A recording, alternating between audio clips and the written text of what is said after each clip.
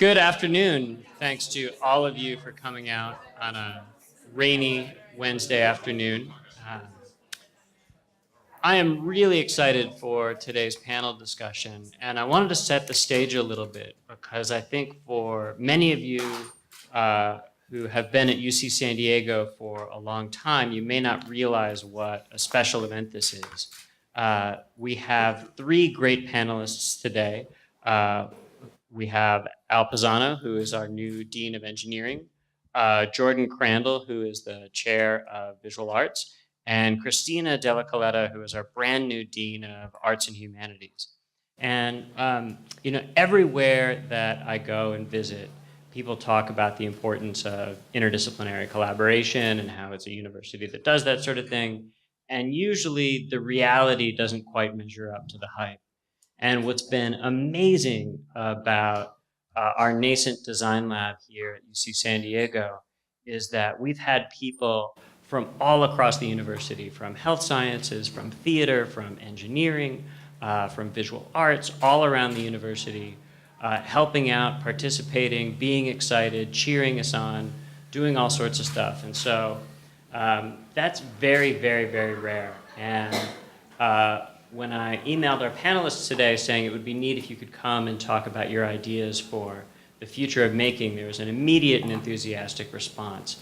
And given how busy all three of these folks are, to get them in the same room is a real honor. And so let me tell you a little bit more about each of them. I'll start with Cristina, who's our new Dean of Arts and Humanities. She came to us by way of the University of Virginia. And one of the things that's most interesting about her research to me is she's written a number of books about storytelling, including a bunch of work. In film, I'm a big Fellini fan, and she's written a lot about the way that Fellini tells stories and references prior work.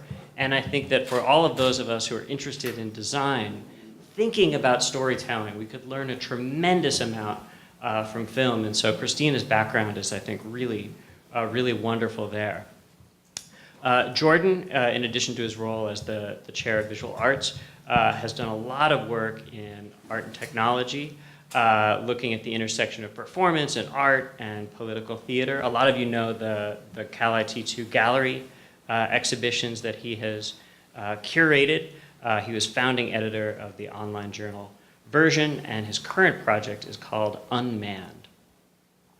And Al comes to us by way of Berkeley. He was a mechanical engineering professor there for many years, and he's been one of the real intellectual leaders in MEMS, micromanufacturing, and in manufacturing in general. He created a lot of really innovative, making-oriented teaching and research in the mechanical engineering program at Berkeley, and I think found lots of kindred spirits with his interests arriving here, which is why we're all here today. And so with that, I'd like to turn it over to Al to share with us some of his ideas about the future of makerspaces. Okay, I kicked this on, I see it's working, and since I'm half Southern Italian, I can't talk without standing and moving my hands. So you notice I was keeping my hands in my pockets. That meant I was silent, and now I can talk, so the hands can come out. Right, as I just demonstrated. So what I'd like to do is to offer a number of provocative thoughts and put a few concepts out. I've already talked to my co-panelists and will react off that, and I'm hoping that you feel a need to put your ideas into the fray as well. So I'd like to start with this vision.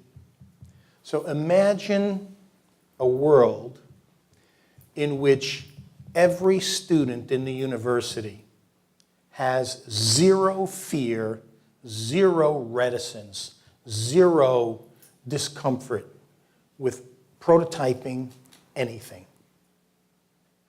What if students would prototype at the drop of a hat?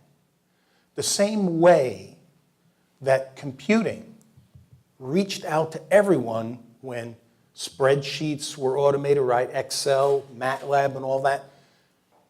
The same way a student says, you know, I don't quite have the theory down for that, but let me get a couple of things sketched into the spreadsheet thing and just work a bunch of what-if experiments and just bracket in our own minds, right? Get some grappling with some concept.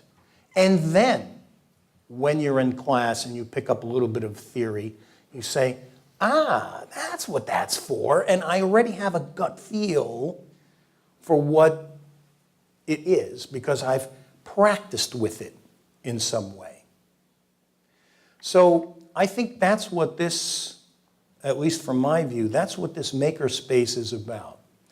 And I think it'll translate across a number of cultures, a Viz Arts culture as well as an engineering culture.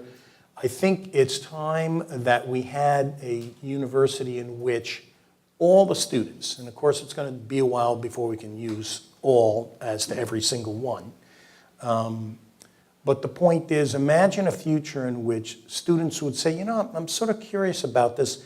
Let me just prototype up a couple of things and see how it works or not work.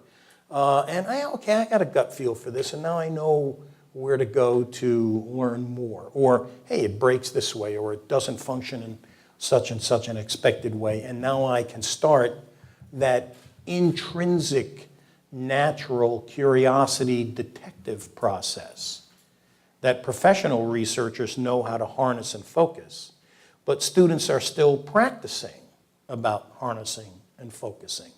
And so what if that kind of world were available? And I think, and I'm especially pleased to be working with the chair of Viz Arts and the dean of Arts and Humanities, because these two cultures, I think, have a certain common base that they can leverage, even though you prosecute the agenda in Arts and Humanities slightly differently, and I'll say slightly with a certain amount of air quotes around it, than engineering. In my conversations with Cristina and Jordan, I keep finding more and more commonality as to how we kind of think about the world. And I think this is a great way to get it started. And I promised I'd talk for less than 6 minutes. I got 30 seconds, so let me just offer one more anecdote that we might want to think about. This campus is really well known as a STEM campus: science, technology, engineering, math. And let's just say, with a little bit of playfulness, I'll say, if you add art to STEM, you can make STEAM. And as a mechanical engineer, any steampunk aficionados in the audience, come on, you can admit it. Yeah, okay, good. I got it. All right, so I got at least, hi, we're going to have a talk afterwards, man. It's going to be fun. But if you just think of, a raw, emotional, energetic horsepower, steam is a nice metaphor for that.